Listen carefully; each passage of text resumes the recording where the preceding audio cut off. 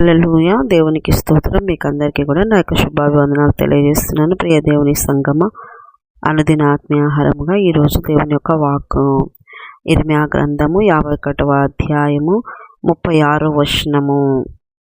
ఆలకించుము, నీ వ్యాజ్యమును నేను జరిగించుదును, నీ నిమిత్తము నేనే పగ తీర్చుకొందును. హల్లెలూయా. దేవునికి స్తోత్రం. ప్రియ దేవుని బిడ్డలారా, దేవుడు సెలవిస్తున్న మాట ఏంటంటే, నీ వ్యాజ్యము నేను జరిగించదను, పగ తీర్చుకొందును, నేను పగ తీర్చుకుందును.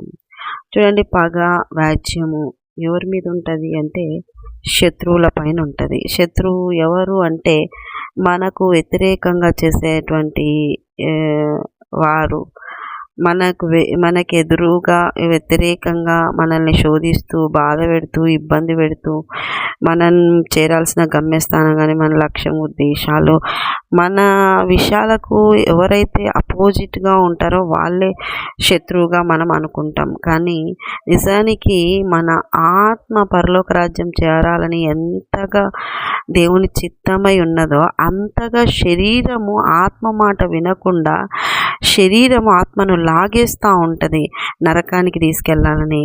నిజంగా శరీరం ఆత్మ ఒక పోరాటము. ఆత్మకు శత్రువు శరీరమే. ప్రియ దేవుని బిడ్డలారా, ఆత్మ చెప్పినట్టు శరీరం వినదు. ఆత్మ చెప్పినట్టు శరీరం వినే విధంగా నువ్వు మలుచుకోవాలా. ఇది మన ఆత్మీయ జీవితంలో మనము ఆలోచించుకోవాల్సిన విషయము.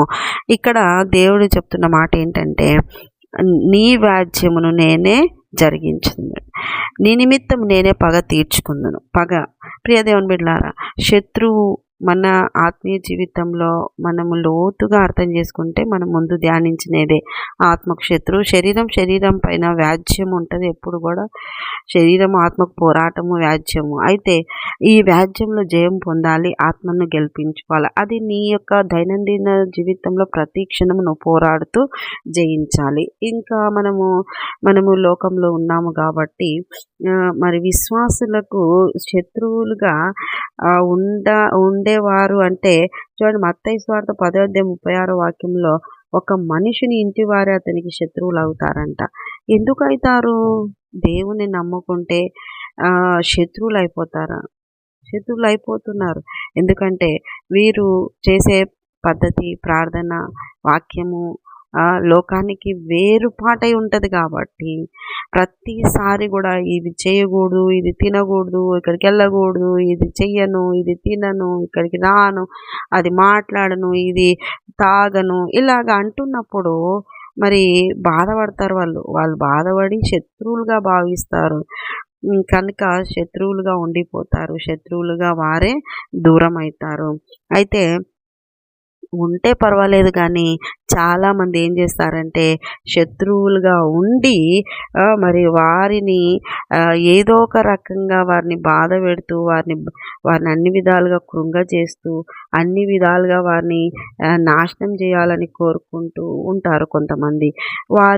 వారు మా మాట వినలేదు కాబట్టి వారిపైన ఎలాగోలా వాళ్ళపైన బురద తల్లి పగ తీర్చుకోవాలా, వాళ్ళకి నష్టం కలిగించాలా, నాశనం చూడాలని అనుకుంటారు.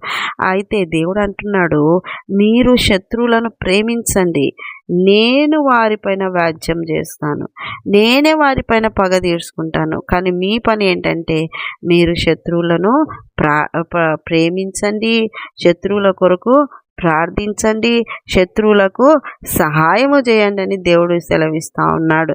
శత్రువులను సిగ్గుపరుస్తాడంట, అది ఆయన పని. శత్రువులు నిన్ను పట్టుకొని నశింపజేయాలనుకుంటే విడిపిస్తాడు, ఆయన పని. శత్రువులను అనగద్రొక్కుతాడు, ఆయన పని.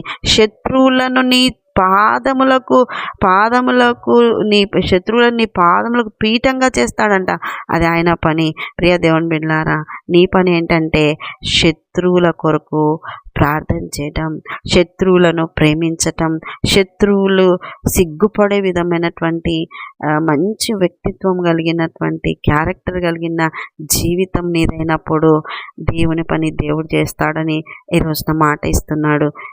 నిన్ను ఎవరు ఇలా బాధ పెడుతున్నారో, నిన్ను ఎవరు హింసిస్తున్నారో, నిన్ను ఇలా ఎవరు వేధిస్తున్నారో, ఎలా వేధించినా బాధ పెట్టినా, నిన్ను నాశనం చేయాలనుకున్నా నీ దేవుడు నీ పక్షాన ఉన్నాడు, నీకే విజయము. హల్లెలూయా, దేవునికి స్తోత్రం. కాబట్టి దేవుడు ఈరోజు మాట్లాడుతున్న మాట ఏంటంటే, నీ వాద్యమును నేను జరిగించుతున్నాను. మన వ్యాజ్యం ఏదైతే ఉందో దేవుని దగ్గర మొరపెట్టుకుందాం, ఆయన మన వ్యాజ్యాన్ని తీరుస్తాడు. పగ, ద్వేషము, కుతంత్రాలు ఇవన్నీ విశ్వాసికి తగవు. కాబట్టి ప్రతిదీ ప్రభువుకు అప్పగించుకున్నప్పుడు ప్రభువే శత్రువు దగ్గర ఆ పగ విషయంలో మాట్లాడతాడు. దేవుని యొక్క ప్రేమతో నింపబడి దేవుని కార్యాలు చేస్తూ ముందుకెళ్తే సమస్త విషయాల్లో దేవుడు నీకు నెమ్మది, సమాధానం ఇస్తాడు. అట్టి కృప మీకు అందరికీ కలుగును గాక. చిన్న ప్రార్థన చేసుకుందాం. యేసయ్యనికి వందనాలు. విన్నవారిని దీవించండి, ఆశించండి. మనసులో వ్యాజ్యాలు, పగలు, ద్వేషాలు పెట్టుకొని నీకు దూరంగా ఉండక నీవు చెప్పిన మాటను విని నీకు లోబడి నీవు చెప్పినట్టుగా వాక్యానుసారంగా నడుస్తూ నిన్ను సంతోషపెట్టేవారుగా మార్చండి. అన్ని విధాలుగా ఆత్మీయంగా ఎదిగించండి, రాకడకు సిద్ధపరచండి. యేసు పరిశుద్ధ నామములో అడుగుతున్నాం మా తండ్రి. Amen, amen, amen. యేసు రక్తమే జయం, సిల్వ రక్తమే జయం. ప్రవేశ నామానికి సంపూర్ణ విజయం కలుగును గాక. Amen, amen, amen. Good morning. Praise Lord. దేవుడు మనల్ని దీవించి ఆశీర్వదించును గాక. ఆమెన్.